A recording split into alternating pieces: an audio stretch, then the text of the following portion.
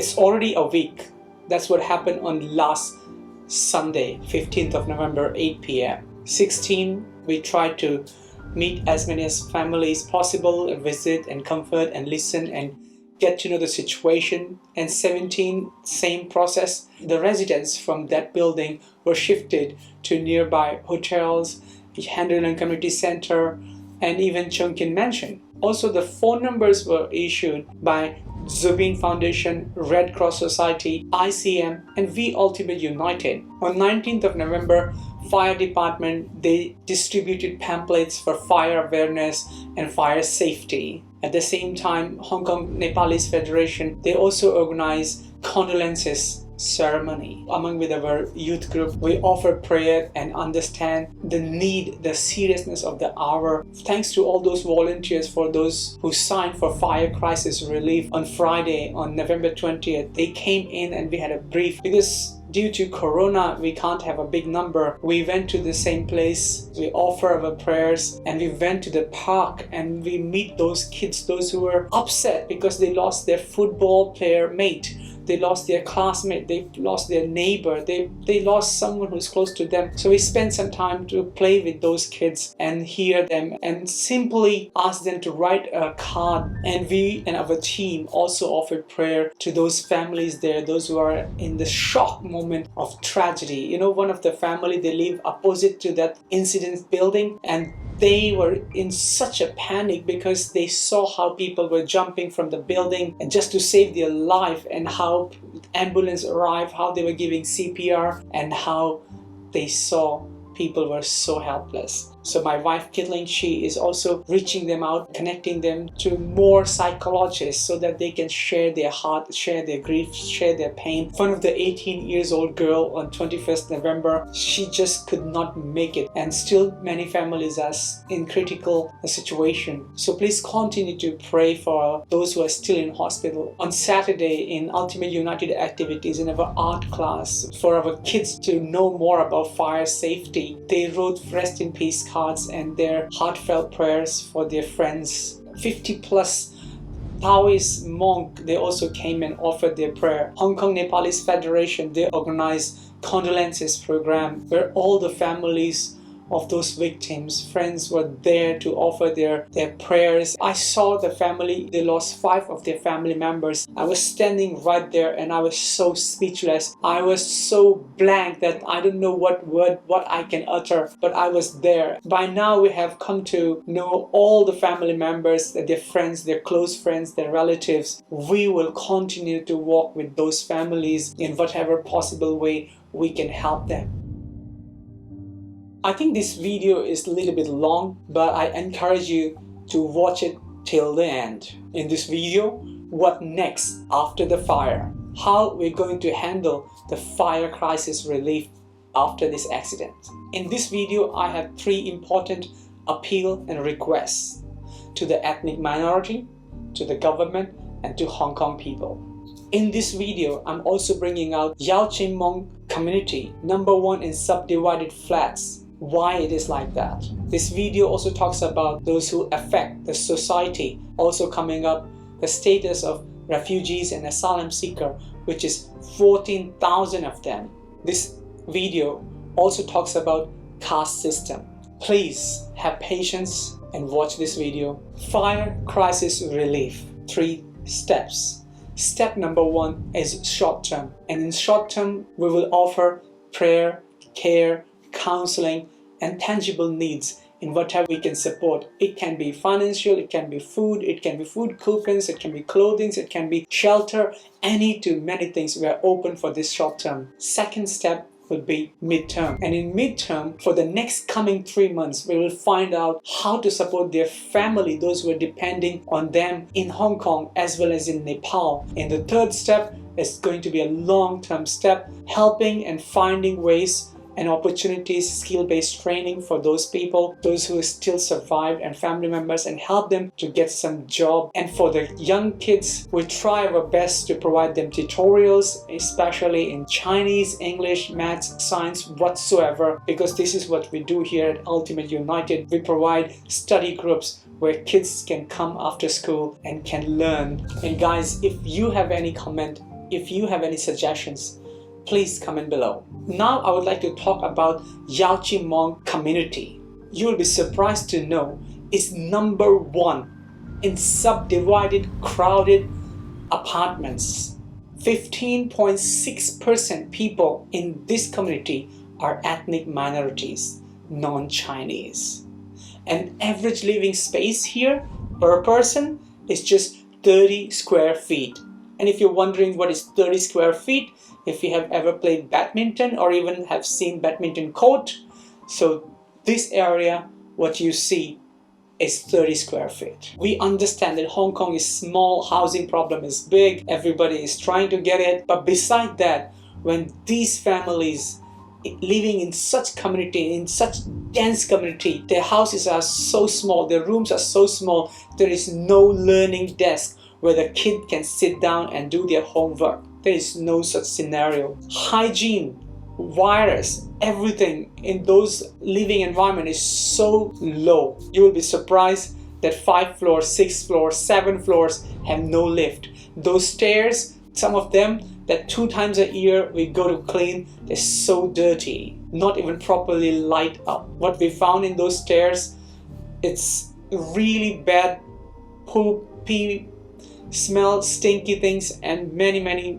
things that it stinks. We go 2 times a year and we clean it with our friends and volunteers. So they're living in such environment in Hong Kong is real. If you look around in this area here, when the kids go to school and when they're coming up, they cross the street, there's a Kam Tin temple. You will see so many homeless people sitting there, so many drug addicts sitting there. And when you walk a little bit more forward, there's a public library. And right in front of that path, what is selling on the street is sex toys. More forward, you'll see so many signs for massage, these pink color things. And we know this is prostitution. All this happening in this small community. Drug abuse, unwanted pregnancy, teenage pregnancy. Where the fire took place, that was unregistered restaurant. How such things are registered?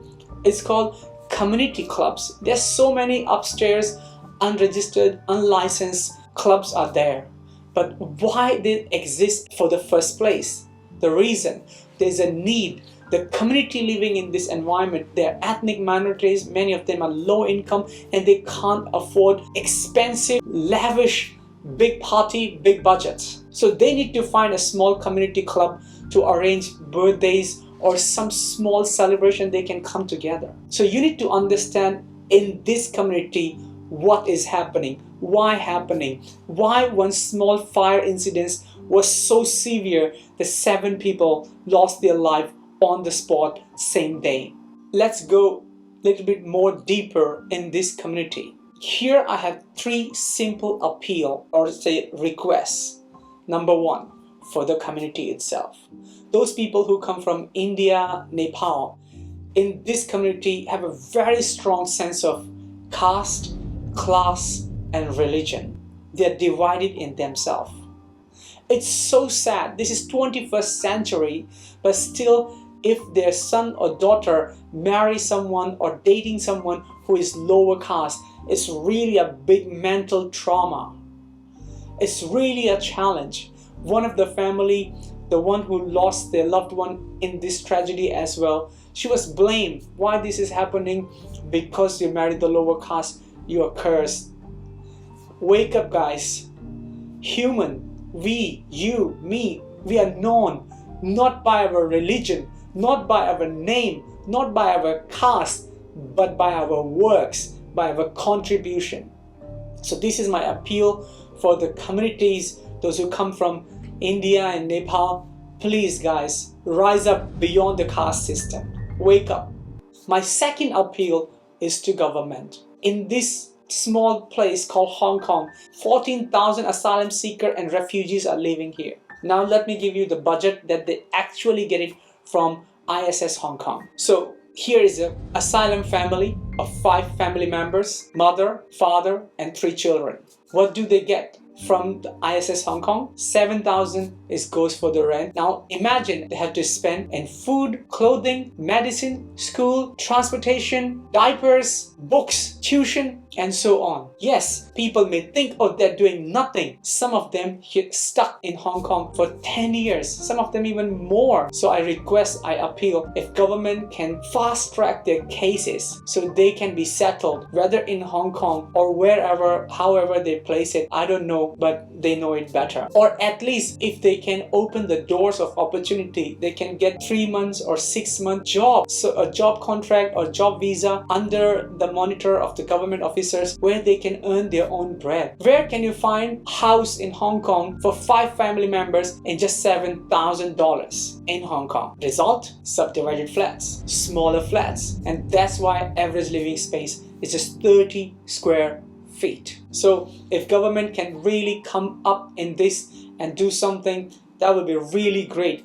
14,000 people living in such cases. Third thing I would like to appeal is to Hong Kong people. Many children are born in Hong Kong.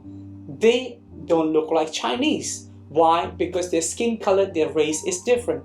But they're born here. You know, there are kids from Sri Lanka, there are kids from India, there are kids from Nepal, there are kids from various places. In Ultimate United, we have kids from 25 different countries. But when we ask them, where are you from? They proudly say, we are from Hong Kong. They do not have a same treatment as Hong Konger. Why? They have faced many times rejection, discrimination, bullying based on racism. I give you one practical example. Look at this news. Here, almost 60% teachers in Hong Kong are not confident to teach ethnic minorities children, which means 60% teachers cannot teach 16% of Hong Kong's ethnic minority. Which means if I go to school, 60% chances are the teacher is not confident to teach me. This is the appeal that whenever things happen, accident happen, yes, people come and you show generosity, you serve, you care. But the next level, what next after this episode? We need to rise up. We need to see one another as human, as Hong Konger, as born here, grown up here, a community member, one family, one community, one unity. There's a famous saying, children are 1/3 of our population and all of our future.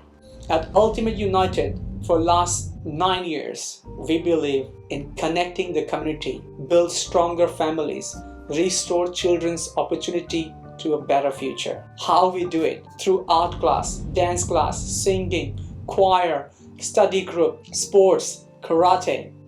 That's how we engage the kids into the healthy dimension where they can dream, where they can love to study. Why they don't want?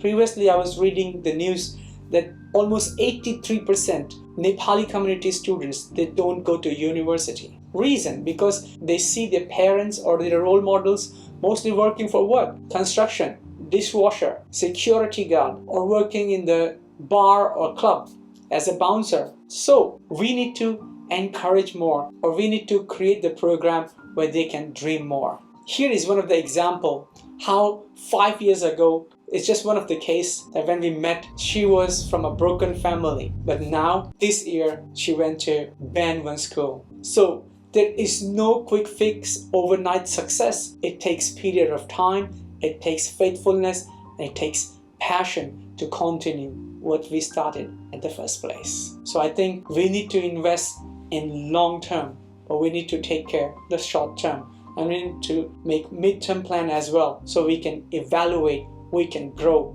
We come to know many single mothers. Some of them, they lost their husband. Some of them, their boyfriend or husband are not with them anymore. They just gone away with another partner. But who suffers?